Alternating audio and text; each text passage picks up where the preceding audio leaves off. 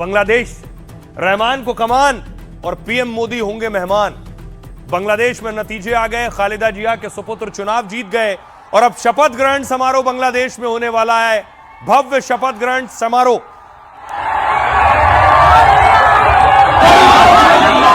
यह वो जगह है जहां शपथ होनी है। पहले शपथ अंदर होती थी, पहली बार ऐसा है कि शपथ बाहर मैदान में होगी।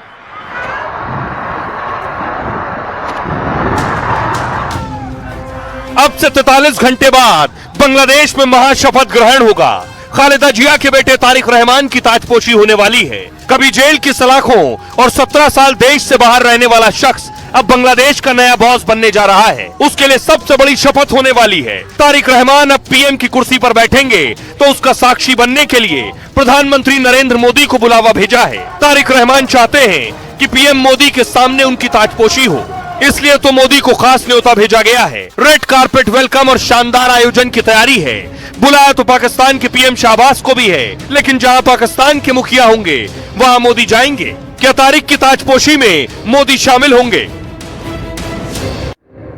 अब देखिए जरा शपथ कब, कहां, किस वक्त है और कौन कौन मेहमान है।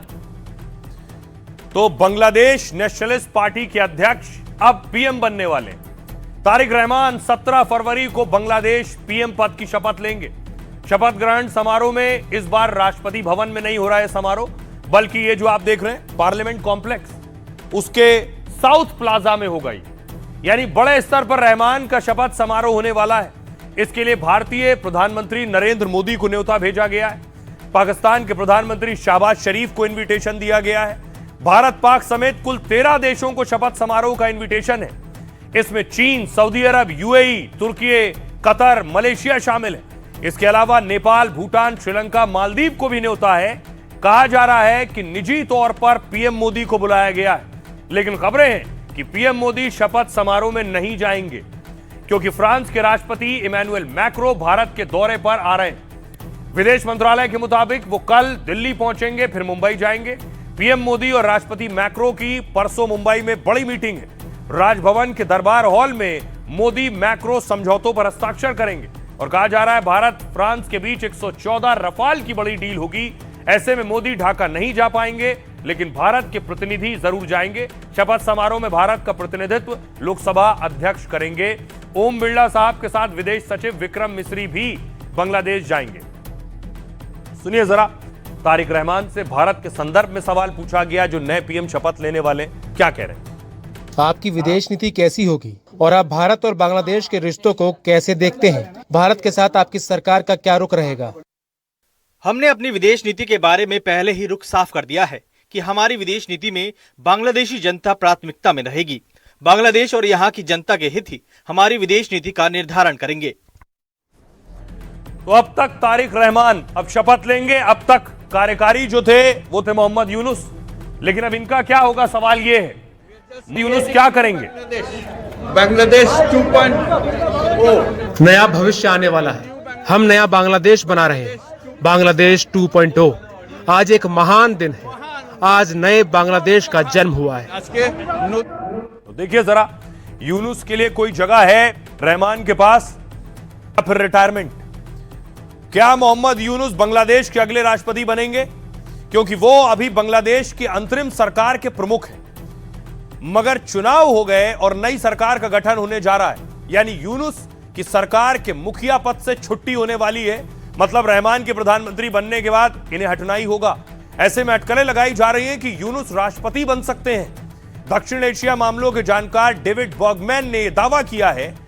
बर्गमैन ने पोस्ट कर लिखा है, रहमान यूनुस में इस पर बात हुई है। यूनुस के राष्ट्रपति बनने से बांग्लादेश को फायदा हो सकता है, उनका कहना है। उन्होंने दावा किया कि यूनुस की अंतर्राष्ट्रीय स्तर पर अच्छी पकड़ है। किसी दूसरे बांग्लादेशी की ग्लोबल हैसियत उनके बराबर नहीं है। तारिक रहमान के सलाहकार हुमायूं कबीर ने एनडीटीवी से कहा है कि राजनीति में कुछ नामुमकिन नहीं है, बेस्ट दिमागों को शामिल कर सकते हैं। यूनुस की अंतर्राष्ट्रीय पकड़ की वजह से नोबेल पुरस्कार विजेता है वो। पकड़ की वजह यह है, साल 2006 में मोहम्मद यूनुस को नोबेल शांति पुरस्कार मिला था। बांग्लादेश में छोटे कर्ज की व्यवस्था के लिए उन्हें यह अवार्ड दिया गया था। 1970 के दशक में उन्हें माइक्रो फाइनेंस के बड़े नाम के तौर पर पहचान मिली थी। 28 जून 1940 को जन्मे यूनुस एक बड़े अर्थशास्त्री और राजनेता हैं। यूनुस ने चटगांव यूनिवर्सिटी में बतौर प्रोफेसर इकोनॉमिक्स पढ़ाई है। 2007 में यूनुस ने हसीना खालिदा के विकल्प के तौर पर संगठन बनाया। तीसरे दल का विकल्प चला नहीं, फिर उनका राजनीति से मोह भंग हो गया।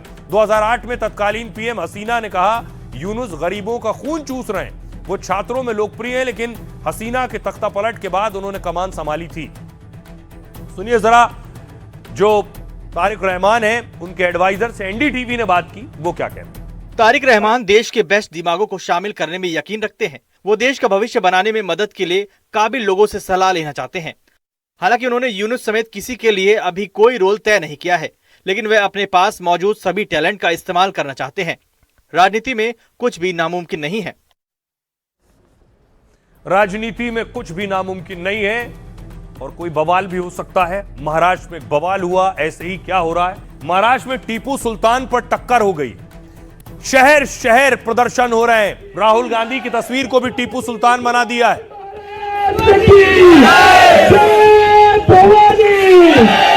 अरे कांग्रेस पार्टी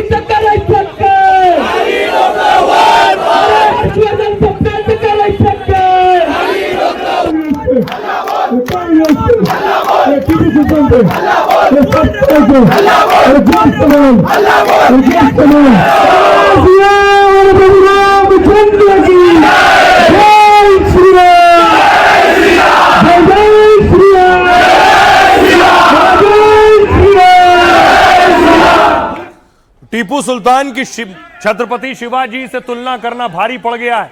ये नासिक की तस्वीर है। कांग्रेस के खिलाफ नासिक में प्रोटेस्ट हुआ।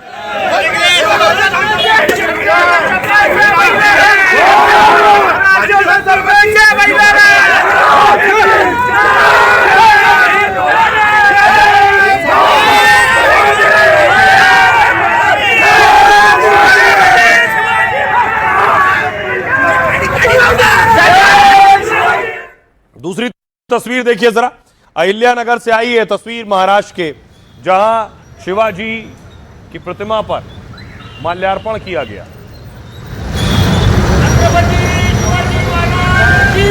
छत्रपती शिवाजी महाराजांचा अवमान करणाऱ्या छत्रपती शिवाजी महाराज की।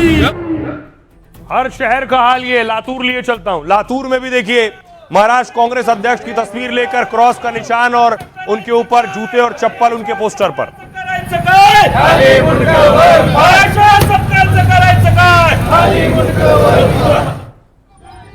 अगली तस्वीर देखिए, ये तस्वीर मैं आपको दिखा रहा हूं पनवेल की। पनवेल में भी सड़कों पर उतरे लोग।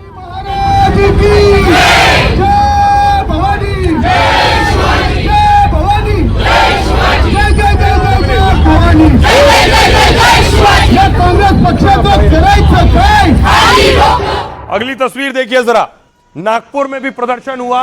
नागपुर में भी पहले शिवाजी की प्रतिमा पर माल्यार्पण हुआ।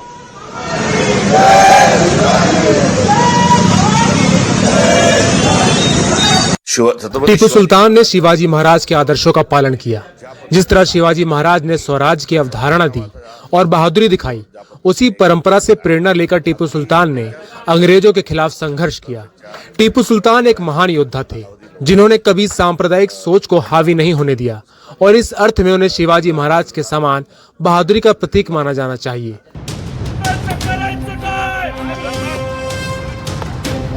महाराष्ट्र में टीपू सुल्तान पर टक्कर इस कदर हो गई है, कहीं जूते चल रहे हैं तो कहीं चप्पलें मारी जा रही हैं, कहीं सड़कों पर आग लगी है तो कहीं बवाल मचा है। ये सतपाल के गद्दारों ने उनका डीएनए टेस्ट कराए, उन्हें ये पता चलेगा कि उनका डीएनए कहीं ना कहीं खराब हो चुका है। हम युवाओं को कहा भी दिख जाए तो चप्पल से हम उसको मारेंगे रोड के ऊपर, ये आपको बताना चाहते हैं। हर्षवर्धन सपकाल को महाराष्ट्र में घूमने के लिए रास्ते पे उतरने नहीं देंगे। उनका दिमाग खराब हो चुका है। जो हमारे आराध्य दैवत छत्रपति शिवाजी महाराज की तुलना टीपू सुल्तान से कर रहा है। इतिहास के दो योद्धाओं के नाम पर महाराष्ट्र में महायुद्ध छिड़ गया है। अंग्रेजों से लड़कर टीपू की शहादत हुई। जेल में बैठकर टीपू तुम्हारे वीर की तरह 6 लव लेटर नहीं लिखा अंग्रेजों को मैं माफ कर दो, तुम जो बोले मैं करता हूँ। मराठा शासक शिवाजी की तुलना मुस्लिम शासक टीपू से करने वाले कांग्रेस नेता के खिलाफ आक्रोश की आग और बयानों के बाण रुक नहीं रहे। वोटों के लालच में ये कितने भी जूते चाटे, महाराष्ट्र और देश इसको सहन नहीं करेगा। अगर राहुल गांधी ने 3 दिन में रेसिग्नेशन नहीं लिया तो ये समझेंगे राहुल गांधी भी इसमें शामिल है। टीपू सुल्तान की तस्वीर लगाने से शुरू हुआ बवाल टीपू को शिवाजी के बराबर बताने के बाद नया मोड़ ले चुका है।